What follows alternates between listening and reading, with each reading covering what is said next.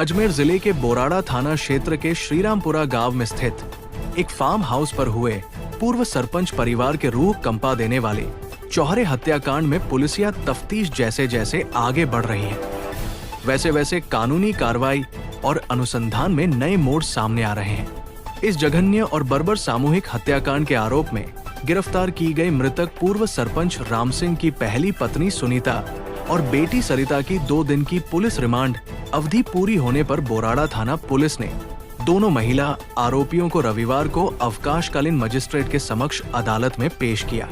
अदालत में पेशी के दौरान पुलिस ने मामले की गंभीरता और अनुसंधान की कड़ियों को जोड़ने के लिए आगे की कस्टडी की मांग की। मामले की सुनवाई के बाद मजिस्ट्रेट ने बड़ा आदेश देते हुए आरोपी पत्नी सुनीता को 2 दिन के और पुलिस रिमांड पर सौंप दिया है, जबकि उसकी बेटी सरिता को न्यायिक अभिरक्षा में लेते हुए जेल भेजने के आदेश जारी किए हैं। वहीं इस पूरे हत्याकांड की मुख्य साजिश रचने वाले 17 वर्षीय कलयुगी नाबालिग बेटे को कोर्ट के निर्देशानुसार पहले ही बाल सुधार गृह भेजा जा चुका है। बोराड़ा थाना पुलिस के सामने इस समय सबसे बड़ी चुनौती वारदात में इस्तेमाल किए गए मुख्य हथियार को बरामद करना है। पुलिस ने अदालत के समक्ष दलील दी कि कड़ाई से की गई शुरुआती पूछताछ के बावजूद आरोपी अभी तक उस मुख्य हथियार ऑनलाइन मंगाया गया धारदार चाकू के ठिकाने को लेकर गुमराह कर रहे हैं। मजिस्ट्रेट द्वारा आरोपी पत्नी सुनीता का 2 दिन का और पीसी रिमांड मंजूर होने के बाद अब पुलिस उसे वापस थाने लाकर गहन पूछताछ कर रही है। पुलिस का मुख्य फोकस वारदात के दौरान उपयोग में लिए गए उस धारदार चाकू को बरामद करना है, जिससे एक ही रात में 4 जिंदगियों को बेरमी से खत्म कर दिया गया। इसके साथ ही पुलिस रिमांड के इस दूसरे दौर में इस खूनी साजिश में शामिल अन्य संभावित मददगारों और जानकारियों को जुटाने का प्रयास करेगी, जिससे इस केस में कई और बड़े खुलासे होने की उम्मीद है।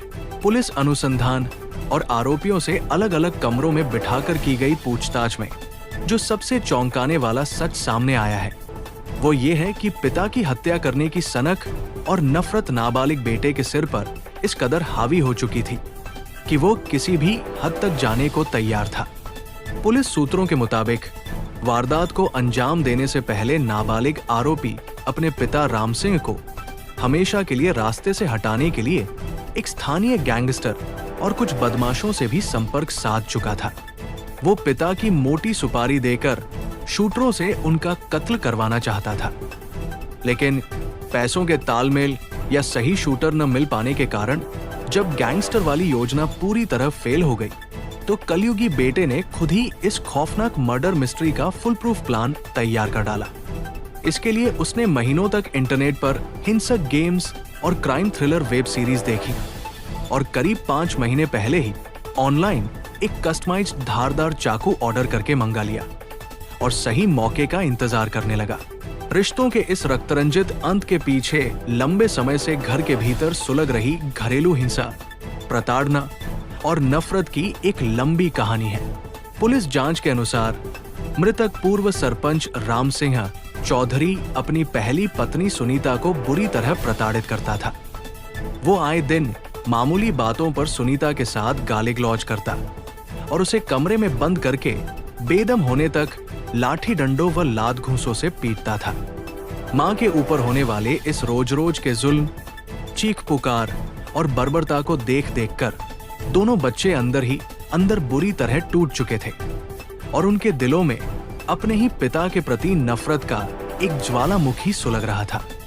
इसी गहरे गृह क्लेश और घरेलू झगड़ों के दौरान आरोपी बेटा कई बार गुस्से में अपने पिता राम सिंह को सरेआम मौत के घाट उतारने की सीधी धमकियां भी दे चुका था, जिसे राम सिंह हमेशा हल्के में लेता रहा और अंततः इस खौफनाक वारदात का शिकार हो गया। आखिरकार बुधवार की उस काली रात को इस नफरत का खूनी विस्फोट हो गया। जब राम सिंह गहरी नींद में सो रहा था, तब नाबालिग बेटे ने उसके कान के पास कस्टमाइज्ड चाकू से ताबड़तोड़ वार कर उसे मौत की नींद सुला दिया।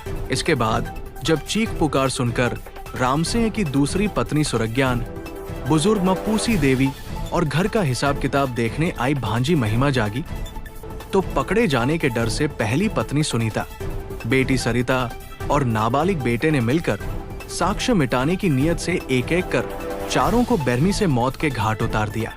कत्ल के बाद फैले खून को पानी से धोया गया। इसके बाद आरोपियों ने शातिर दिमाग लगाते हुए घर के बाहर खड़े ट्रैक्टर से डीजल निकाला और चारों शवों को स्कॉर्पियो कार की सीटों को फोल्ड करके उसमें ठूंस दिया।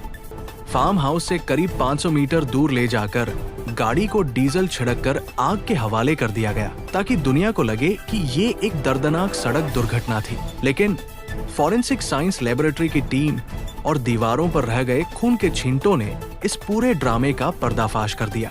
फिलहाल पुलिस आरोपी पत्नी सुनीता से रिमांड के दौरान मर्डर वेपन उगलवाने का प्रयास कर रही है। मुझे तो श्रीमान जो एसपी साहब अजमेर है वो और एडिशनल साहब और एसएचओ और मैं हम चारों मौके पे पहुंच गए थे सुबह ही जल्दी। जैसे हमें सूचना मिली कि 4 व्यक्तियों की बॉडी है, तो मौके पे पहुंचने पे सबसे पहले हमें जो शंका हुई वो ये हुई कि जो बॉडी बाहर मिली थी वो बॉडी पे काफी चोट के निशान थे, उसका गला कटा हुआ था। तो पहले डाउट जो आ रहा था कि हो सकता है कांच से कटा हो, लेकिन उनकी फोटोज लेके हमने अलग अलग जगह पे जो डॉक्टर है, एचओडी है, अलग अलग जगह पे उनको भिजवाया। तो उनका ये कहना था कि ये जो कट है वो कांच की वजह से नहीं आ सकते, किसी ने गला पे काटा गया है इसको और किसी धारदार हथियार से वार किया गया है, उस वजह से ही आया है। तो इस संबंध में फिर हमने तहकीकात चालू की, एफएसएल को मौके पे बुलाया गया, एमओबी को बुलाया गया। तो उसके अंदर गाड़ी के अंदर हमने जांच की तो गीला पदार्थ हमें मिला जिसको सूंघा गया, तो हमें महसूस हुआ कि वो डीजल है। तो गाड़ी के अंदर डीजल पाया जाना, और जो गाड़ी थी वो भी पीछे से जली हुई थी, आगे से बनिस्पत वो इतनी जली हुई नहीं थी। तो इससे लग रहा था किसी ने पीछे डीजल डाल के फिर जलाया होगा, और ड्राइवर सीट पे कोई नहीं था। तो ये एक शंका हमें क्रिएट हुई। फिर हम उनके घर पे गए एफएसएल टीम को लेके, तो वहां पे जगह जगह पे ह्यूमन ब्लड हमें मिला, क्योंकि ब्लड मिला। पहले ये लगा कि किसका ब्लड हो सकता है, तो उसका जांच की गई, उस पे केमिकल एक्सपेरिमेंट किया गया और उसमें वो क्लियर हुआ कि ह्यूमन ब्लड है। और जो ट्रैक्टर वहां खड़ा था उससे डीजल निकाला गया था, तो डीजल निकालने वाला जो बर्तन था उस पर भी ह्यूमन ब्लड लगा हुआ था, और वहां पे एक माचिस रखी हुई थी जिसपे भी ह्यूमन ब्लड लगा हुआ था। इससे हमें शंका हुई। फिर जो परिवार वाले थे, क्योंकि मौके पे जो परिवार वाले थे उन्होंने पहले अलग स्टोरी बताई थी, तो उस स्टोरी से ये जो सबूत हमें मिले ये मैच नहीं हो रहे थे। तो उनसे पूछा गया, एक एक एविडेंस के बारे में पूछा गया, तो अल्टीमेटली उन्होंने कन्फेस किया कि ये जो वारदात है उन्होंने ही अंजाम दी है। और उनके पिछली शाम को भी विवाद हुआ था, जो पहली पत्नी है सुनीता और जो राम सिंह है और दूसरी पत्नी सुरज्ञान, इनके बीच में विवाद हुआ था, और गाली गलौज और मारपीट और विवाद ये सारा हुआ इस वजह से। जो बच्चा है, और पहले भी ऐसा विवाद होता आया गया है, तो बच्चा पहले से ही प्लानिंग कर रहा था और माँ और बहन को भी ये पता था। तो इन तीनों ने मिलके उन चारों को मौत के घाट उतारा। बयान उनका ये आ रहा था कि हम तो जो दादी है जो काफी उम्र की 79 ईयर्स की है, वो हिलना डुलना बंद कर गई थी, इसलिए उसको उठा के हॉस्पिटल ले जा रहे थे। लेकिन इसमें भी कई डाउट हुए, क्योंकि पहली बात है कि मौके पे किसी ने भी जो मृतक है उसने एक ने भी जूते चप्पल नहीं पहने हुए थे, सभी के जूते चप्पल घर पे ही थे।